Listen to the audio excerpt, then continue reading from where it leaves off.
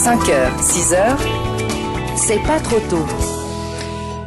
Comme dans tous les contes de fées, celui de Sadiq Khan a fini par un happy end. Ce fils d'un chauffeur de bus pakistanais est bien devenu le nouveau maire de Londres vendredi après-midi. Les Londoniens ont plébiscité le candidat travailliste face au conservateur Zac Goldsmith. Il est aussi le premier maire musulman d'une grande ville occidentale, une élection vue par beaucoup d'observateurs comme un symbole d'intégration et d'ouverture. Une portée symbolique que relativise toutefois Tariq Ramadan, l'islamologue suisse installé à Londres, réagissait à la victoire de Sadiq Khan dans Forum. Il faut être prudent. Je suis d'accord avec la lecture positive de ce qui s'est passé à Londres.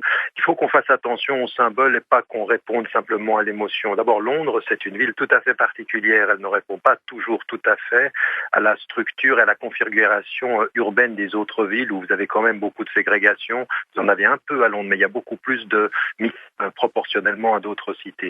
Et il faut faire simplement attention aux symboles, ne pas penser que parce que un est élu maire, qu'il n'y a pas de réalité de cloisonnements sociaux, d'ethnicisation d'un certain nombre d'espaces, et la situation reste difficile. Donc moi, je ne vais pas chanter les louanges du modèle. Il y a beaucoup de choses à faire en Angleterre encore. Il y a beaucoup de discrimination. Vous savez, ça n'a pas joué à Londres, la stratégie des Tories et des conservateurs.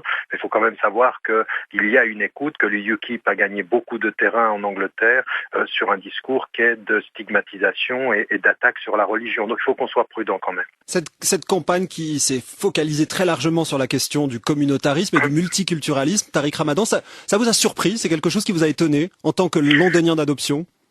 Non, pas de là où ça venait, parce qu'effectivement aujourd'hui chez les conservateurs, il y a quand même dans la course, vous savez, si vous écoutez Cameron sur la question de l'islam, sur la question des religieux, il court de la même façon que vous avez en France, pas exactement de la même façon, mais vous avez une tendance du Front National à pousser le discours dans une certaine direction. UKIP a gagné beaucoup de terrain là-dessus, et donc eux, ils ont pensé qu'à Londres, ils pourraient faire ce qu'ils peuvent faire ou ce qu'ils ont essayé de faire sur le plan national. À Londres, ça ne marche pas. Et puis, vous avez aussi quand même l'intelligence politique de Sadiq Khan qui n'est absolument pas rentré dans ce jeu-là.